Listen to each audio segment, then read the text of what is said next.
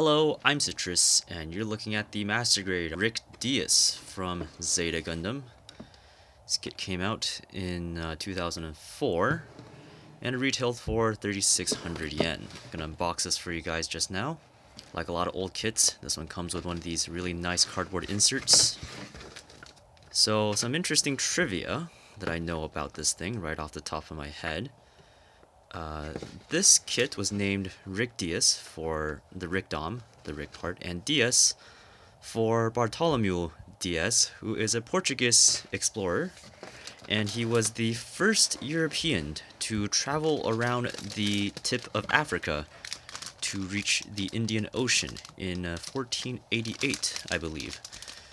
And I don't really know what that has to do with this kit, per se, but I've always thought it's kind of funny that this kit has kind of a person's name, you know, Rick Diaz, like Ricardo Diaz.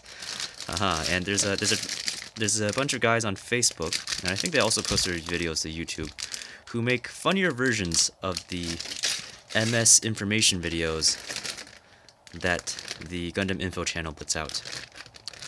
And they did one of the Rick Diaz, and of course, the Ricardo Diaz joke was made. I'm sure there's something that could be said about discovering new places, charting unknown waters, and heading into a new year and all that.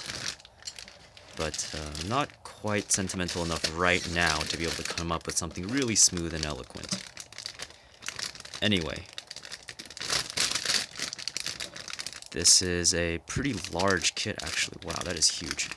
So when I was looking for this, it's actually been on my radar for a while, mostly because in terms of the Gundam canon, this is strongly related to the Nemo, which is actually my favorite grunt suit, and also the Hyakushiki. Its development codename was the Gamma Gundam, for the Gamma Gundarium used in its armor. It doesn't obviously look like a Gundam that we would typically call a Gundam, but, you know, that's just one of those weird sort of stories in the canon. And this is pretty weird. This interesting thing is that this last plate is ABS, and it's just in the box on its own, no bag. And it's for the manipulators. You can see that they have joints along the knuckle, which is pretty cool. Because you typically know, like, the 1 Year War 2.0s to have these kind of hands, but this obviously had them earlier, although it's not the first. The first would have been the MG Dom from way back, I think, in 1999. And yeah, the casting quality is pretty good. Part separation could be a little bit better. You can see like the feet, like those middle bits are probably supposed to be gray, and I think I'll probably paint those. But yeah, it's big, chunky, and hopefully it'll be a fun experience.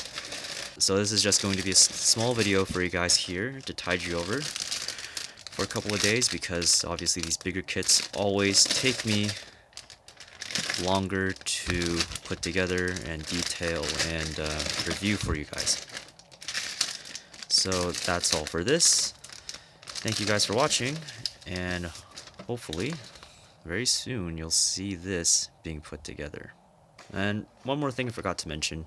So Chinese New Year is coming up pretty soon, in about a month or so, and it's a Chinese tradition that you wear red for the new year for good luck. It has something to do, I think, with scaring away a monster, that the name is a pun on the word year in Chinese, and something like that. And it also has to do with the firecrackers and everything.